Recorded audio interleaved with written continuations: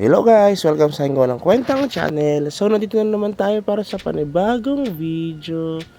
Ngayon guys, ipapakita lang natin yung pag-unlock na itong runes at saka yung importance nito guys, no? So, nakita nyo naman kanina, yan ay 716 na para ma-unlock natin yung ating yung pang 7 ay pang 5th na slot ay kailangan natin ng 720 na crystal rune. Okay, so yan, tingnan mo natin dito. I-craft ko lang yung aking mga ice florites dahil naghahabol nga tayo sa ating ice florites, diba? Dahil medyo mahina yung ating damage. Marami kasi nagsasabi na medyo mahina ang damage natin, and it is true guys na medyo mahina talaga. So dito hinahabol natin yung ating florites dahil gusto natin na tumaas yung ating damage at bumilis yung ating pagpapa-level, no?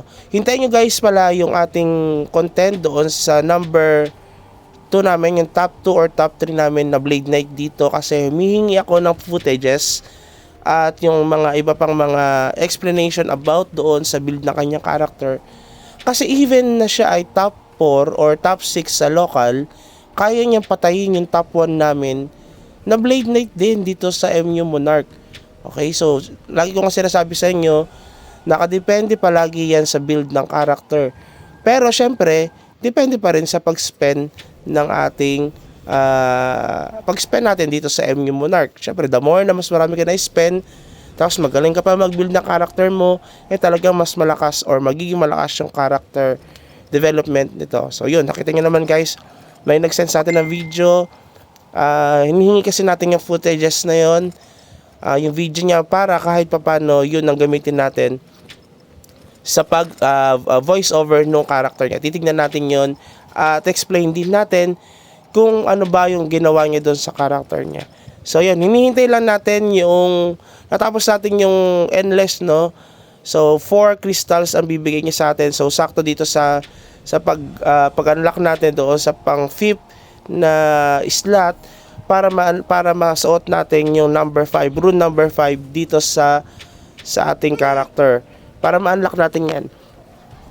At ang alam nyo ba guys, ang kinaganda kasi talaga nung runes na yon ay may additional damage siya and additional defense. Syempre depende doon sa runes na isusuot natin, kasi ang slaughter guys or yung hunt runes ay para doon sa attack damage.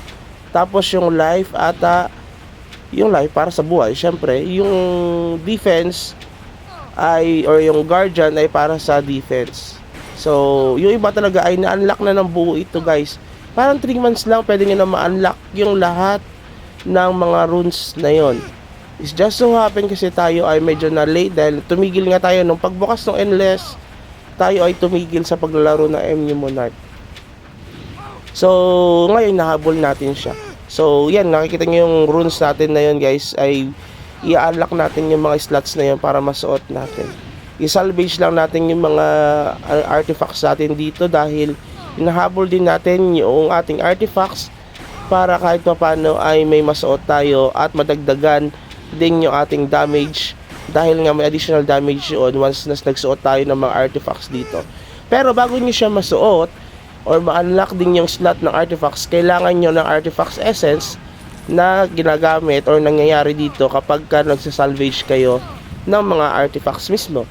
So yun, additional na dagdag attack damage sa atin and defense once na na-unlock natin yung artifacts na yun. Yan, makikita nyo dito ay nasa rank 59 na tayo.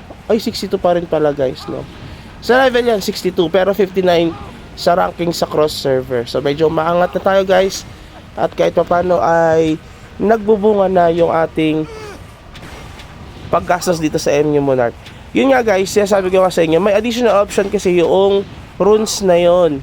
Once na unlock na natin siya, may additional option siya other than sa additional damage niya kapag ka in-upgrade natin siya, kasi hanggang level 15 siya guys, no? Yan guys, hanggang level 15. Tapos may additional siya na option na bigay sa atin. Tulad niya, may mga attack speed. Ang pangit nga niyan, yung mayroong gold recycle pa. Parang nung in-upgrade ko yan, pag nag-level 4 siya, may additional option na bibigay sa atin hanggang sa mag-level 15. Hanggang dalawang options ang ibibigay sa atin. Or, yan, basta makomplete yung 4 options na bigay dito sa mga runes natin. Kung mapapansin nyo, nakompleto natin yung rune 1, 2, 3, 4. Yung number 5, i-unlock natin at masusuot na natin siya. Mamaya, once na yan ay nabigay na yung rewards doon sa Endless Sea. Yan, kulang na lang ng isa dyan guys. Tapos level 15 na yung mga runes natin. So meron tayong additional damage na binigay sa atin. Tapos pag na-unlock natin ulit tong rune 5 na yan, may additional damage na bigay. Tapos may option dyan when dealing damage. Guys, yan, may isang option, yan yung option na ibibigay sa atin once na ma-unlock natin tong slaughter rune. Okay, kaya maganda pa rin na kayo guys, mag-focus lang kayo sa isang rune. Yung iba kasi nag-focus sa hunt rune. Maganda yung hunt rune kaso mahirap medyo rare yung paghanap sa kanya. Kaya ako, dito muna ako nag-focus sa slaughter runes. Kasi okay naman din sa akin yung bigay na option nito. Kung kayo ay spender, syempre ang kukuhain nyo yung hunt rune. Kasi mas maganda yung bigay sa inyo ng option nun. Pero para sa akin, kung semi-spender ka, okay ka na muna dito sa slaughter runes. Tapos, syempre, dun sa baba niyan, yung defense yun ay guardian naman na runes. So, pwede nyo gamitin yun. So, nakuha na natin guys yung ating runes. Yan. Ay, yung crystal clear. No? Crystal runes na yan. So, i-unlock na natin yung ating pang 5th slot. So, na-unlock na at isusuot na natin siya. May additional damage siya na 190.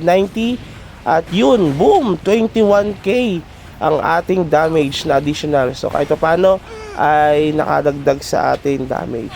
So, yun lang siguro and have a good day. Kung umabot ka pala sa dulo na video na ito, please consider like and subscribe. Ayan o, combo damage, combo final damage, sabi ni Sheyo. So, yan yung aming BK na top 2 dito sa MU Monarch.